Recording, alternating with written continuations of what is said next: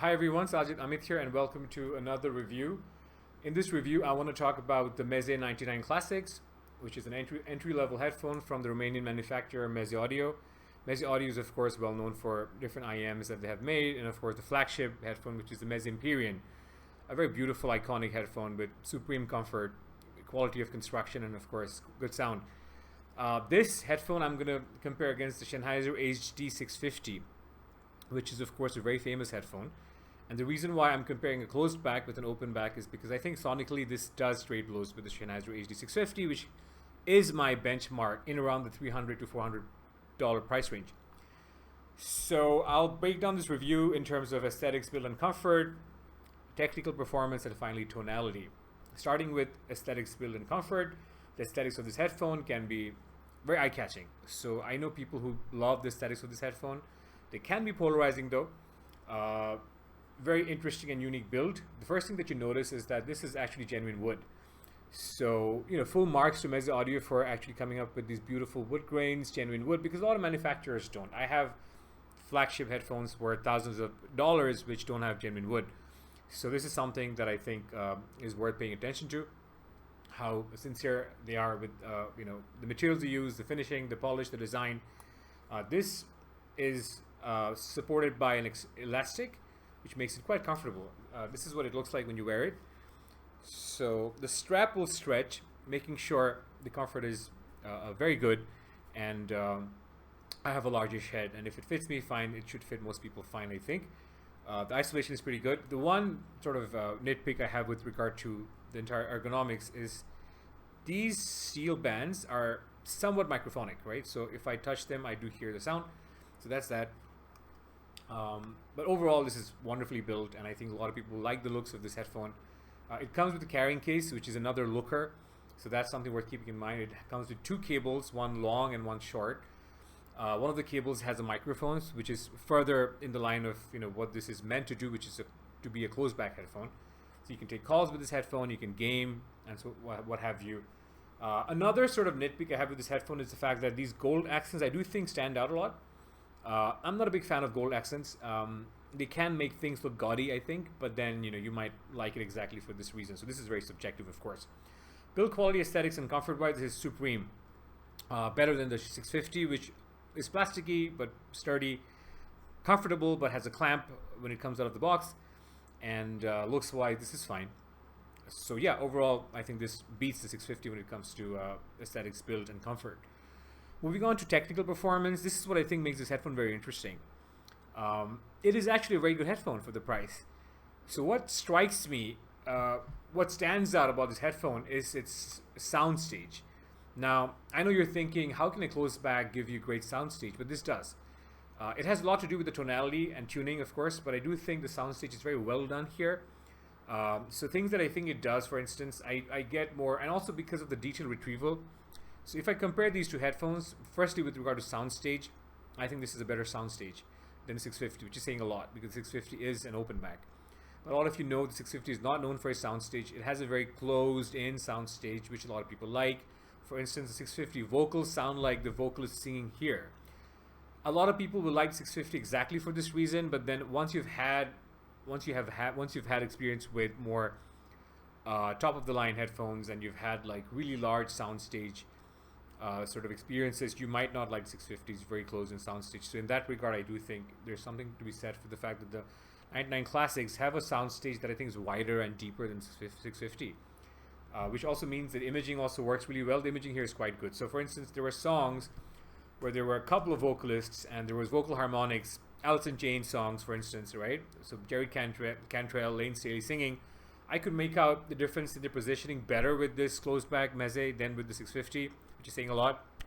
I could also the imaging was also more precise, I thought, so I could actually sort of sense that how, on the one hand, with the 650, I could sort of see this blob, I could hear a blob and, sort of see a blob, or Lane Staley and Jerry Cantrell were sort of one person singing, but with the 99 Classics, I could sort of sense that they were further apart from each other, which was very nice. So yeah, for imaging and soundstage, I think this beats the 650. For detail retrieval, which is also something that's very important, I think, with headphones, especially for me, and 650 does hold its own, because if you amp the 650 adequately, you get more detail. But even then, I think this holds its own. So that's what I think really makes these headphones interesting. At $310, you get a lot of information from tracks.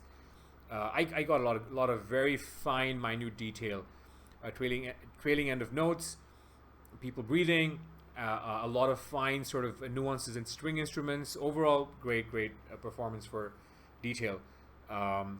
Timbre-wise, nothing beats the 650. I think not even the Hyphen Susvaras, which I own. This has exceptional timbre and coherence.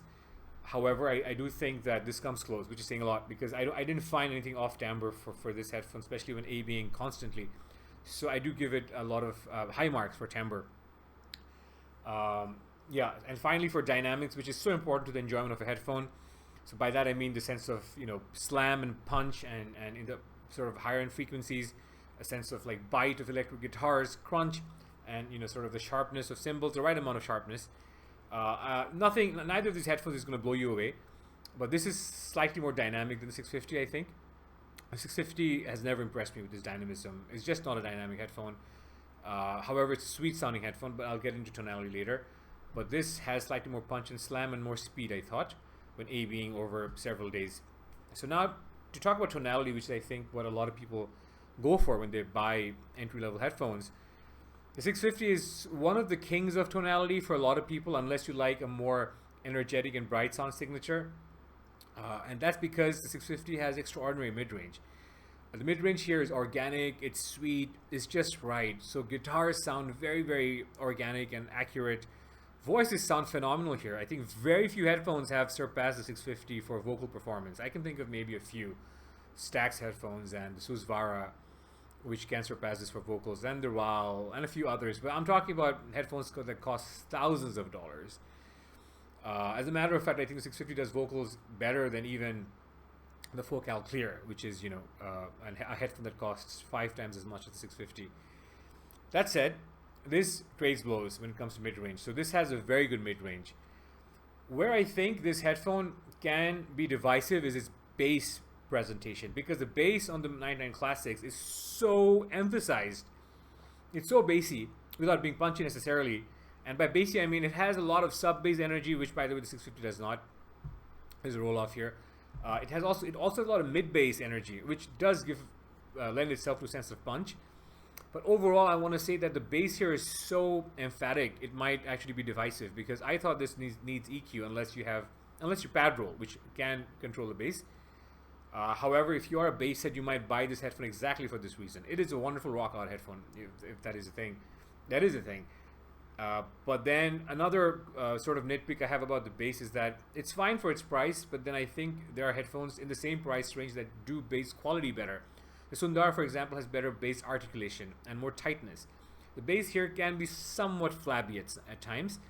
You might not see it, but then you have to understand I'm listening a lot to the Bass 5TC, which to my mind is the king of bass. So I do notice you know, sort of nuances in bass performance, as do most reviewers who have done this long enough or listened to music long enough with good headphones. But that said, I do think this is a bassy headphone, which you might like, but then for me, I thought the bass was fine. I would EQ the bass down a bit, and I would of course prefer the bass to be tighter. Treble here is fine, nothing to write home about, nothing to worry about.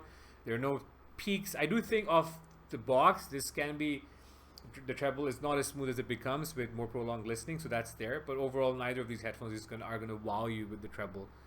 The treble detail is fine. Most of the detail on the 650 is in the mid-range, I think.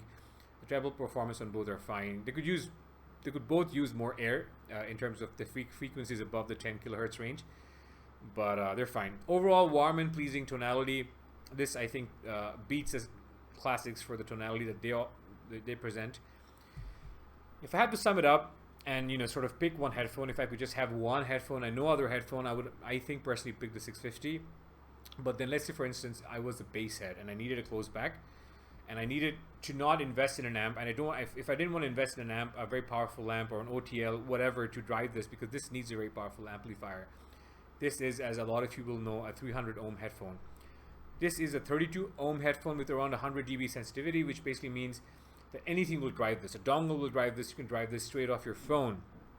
So that is compelling, I think. So If you are someone who just wants to pick up a nice looking headphone that has great sound, a lot of bass, and you want to be overpowered by bass, you listen to a lot of modern music, let's say pop, hip hop, etc., and some rock, and you like how it looks, this very, very eye-catching looks, and you want something that's comfortable and durable, and a pleasing tonality, warmth, and a fair presentation in terms of technical performance, this is the headphone for you.